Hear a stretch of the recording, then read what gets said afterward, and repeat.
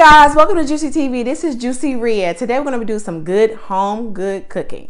Okay, so we're going to be cooking onion and roasted potatoes, and we're going to be baking them in the oven, which is an awesome option for healthy eating. But then we're going to kind of mess it up because we're going to do some fried pork chops. Yeah, it's all right though. And we're going to have a side of applesauce. And I'm not talking about regular applesauce. I'm talking about homemade applesauce that I'm going to make to dip the pork chop in. So we're kind of going to have like a salted sweet treat taste. So without further ado, let's get it popping. Okay guys, so let me show you what we're going to need to cook this meal. So we're going to need some pork chops, of course, pork chops. We're going to need some brown sugar for our applesauce. And then we're going to need a can of fried apples. And you can put cinnamon or you can have regular, doesn't matter. We're going to need potatoes. We're going to need some onion soup mix to make the onion roasted potatoes, and we're going to have some corn. That's a little something extra on the side, and I'm going to kind of spruce the corn up to have a different taste for that too. We're going to need some oil to fry the pork chops, and we're going to also need some flour, and we're going to need just basic seasonings to season in your pork chop, whatever you want to use, but you will need lemon pepper for the corn. Okay, so let's go ahead and start cooking, and we're going to start off cooking the pork chops first. So the first thing you would do is get the oil in the pan and get it warmed up. And we also need to go ahead and preheat the oven on 400 to get the oven warm to get ready to cook the potatoes, okay? So let's get started. You guys, so yeah, I know I look crazy like one of them lunch ladies at the kids' school, but anyway, I just put this on because I don't like all that hair in my face while I'm trying to cook. Y'all should understand. Anyway, so let's get ready to talk about these onion roasted potatoes. So what I have already done, I have already chopped up the potatoes in cubes. So however thick, small you want them, you can do them. And I did about 5 or 6 potatoes, big potatoes. I have already took a sheet pan and greased it with the same grease. I just, used my hand and smeared it all over the pan. And I need a half a cup of oil. And I would need like a seasoning bag, which is a Ziploc bag. And I'm going to probably end up needing 2 packs of onion soup because I use so much potatoes. So you can kind of justify how much potatoes you're using versus how many packs. So what I'm going to do is I have already cleaned the potatoes prior to cutting them and after I cut them. So the potatoes are kind of still wet. So what I want to do is sprinkle some garlic salt all in this bowl. And I'm going to take my hands. You should always have your hands clean. So I'm going to kind of mix it up a little bit before I actually put it with the onion mix, because I want to have a lot of taste in the potatoes. I'm going to add a little bit more because I want them all over. So I'm basically just sprinkling as I need to, and I'm going to kind of mix them all up. Okay. So what I'm going to do now, my hands is kind of dirty. So I'm going to actually pour the oil in the bag, okay? And then I'm going to add the onion mix into the bag as well.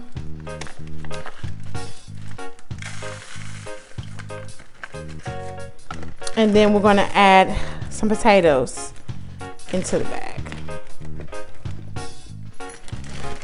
You can use a scoop or your hands. You get it done faster with your hands if you ask me. And I'm going to fill this bag as much as I can, honey. And then we're going to shake, rattle, and roll these potatoes. And then we're going to keep doing that until all of them are gone. I think that's good enough. Close it. And we're going to shake, rattle, and roll so we get all the mix on the potatoes. Oh, I guess I put too much, right? Just be careful because you don't want stuff everywhere. So I'll come back once I have this all mixed up, and we're going to put them in the pan, okay? Okay, guys, so this is what it should look like. All the onion mix is all mixed over the potatoes. I had to do 2 different bags like I thought. Anyway, that's how much potatoes I had. So it should be all mixed up. And so once you get it all the way it should be, mixed all the way up, kind of slippery, just empty the bag out from the pan. And then we're going to actually shake the pan.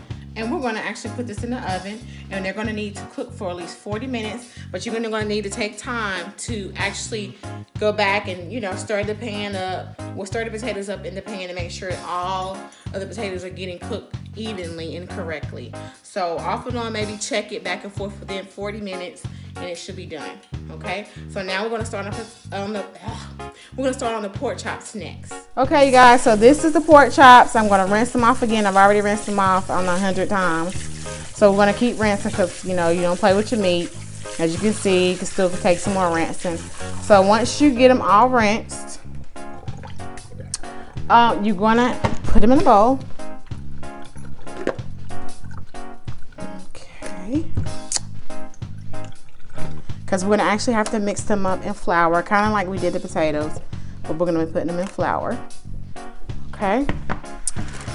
So I already put the flour in the bag. Now we're gonna just take some seasonings, again, whatever seasonings you would like to use, but I kind of use seasoning salt when it comes to pork. I think it makes it taste really good. Don't matter what brand, honey, whatever brand you like. And so you're gonna fill the bag up with your seasoning and the flour. Okay, these are pretty big pork chops, so it depends on what size is how many you want to pack in the bag. But I'm going to actually just put one at a time in here, and again, close the bag, make sure it's closed, and then we're just gonna shake, shake, rattle, and roll. Okay, and then I'm gonna keep doing that, and I'm gonna get them all ready, and I'm going to get ready to fry them. So go ahead and get your everything ready and get your pork chops all mixed in with the flour, and then we're gonna start frying them while the potatoes are baking. Okay, you guys, so I have went ahead and rolled these pork chops all the way through the flour, got all the seasonings on it. Now this little green flakes is nothing but parsley. You can add it, you don't have to add it. I always add some extra with my seasoning. So like I told you before, you want to make sure your grease is hot. So this grease is really hot. So now I'm going to drop the pork chops in there, and they should be ready to go. All right, so I'm gonna do 2 at a time. If you have a deep fryer, so much easier. Mine is broke, so I'm gonna be real hood with it. And so we're gonna drop the pork chop in there and let it get real nice and brown and crispy. Done well, but again, this is your pork chop. You're gonna be cooking the pork chop the way you want to cook it, but I love mine nice and brown and crispy and good and lit. Okay, so let that cook. You observe it how you want to observe it. I actually got the eye in between low and high, so it's kind of like in between the low and high level, not too high, not too low. So it's been the grease has been working on getting hot for a good 10 minutes. So all right, we're gonna start working on the sauce. Okay, guys, so we're gonna start working on this applesauce. So remember this fried apples? So this is what they look like. We're gonna take the brown sugar and we're just gonna sprinkle them all over the apples. I want them where I can't even see the apples. That's how much brown sugar I want. That's about good enough because we're gonna have them melt in the apples to give them the real sweet taste. And then we're going to add a cup of water on top. So we're going to let it simmer slowly on the stove. And so when you see everything, after everything gets done, it'll just be a good smooth applesauce for the pork chops. So let's cook them on low while we're cooking the pork chops. And now we're about to work on the corn. So the corn is next. All right, so we're ready to start the corn. So I'm going to show you how to do the corn. So I just took a scoop of butter and I'm going to smear it all over the corn. Make sure we get it all lathered in butter. Depends on how much butter you want, baby. It's up to you. You may not want this much. So once we get the corn all lathered in butter, we're going to place it on aluminum foil. And then we're going to take lemon pepper seasoning. And then we're going to sprinkle it all over the corn. All over the corn. And then we're going to put it in the oven. And it will be baking in the butter and lemon pepper. So this is called baked corn on the cob. So I'm going to put it in the oven with the potatoes. And it will bake a good 10 minutes. It should be about ready. So I'm going to do that for all the rest of the corn. And I'll be back. Okay, you guys, so I'm actually done. I have cooked everything. We've done the corn, we've done the onion roasted potatoes, we have done the pork chop, and we've done the applesauce. Now the applesauce, let me show you guys. This is what it looks like. So delicious. And so this is the end result of the food. This is the corn, the potatoes, applesauce. Now look at this corn. Look at all the butter. It's soaked through the aluminum foil, so it's going to be very, very delicious, very buttery, and very tasty. So remember, we got the lemon pepper on the corn. These potatoes taste so delicious, so soft and tender with the onion taste on them.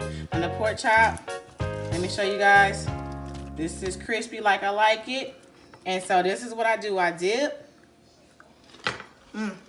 We got that salty, sweet taste in that pork chop. It is so delicious. So guys, I hope you enjoyed this video. I hope you like it. Please subscribe. I have so much more videos coming out. It's real cold outside, so I'm going to be doing some warm food type cooking with some soups and chili to keep you warm in the inside. So y'all have a lovely day, night, wherever you're from. And I love you guys.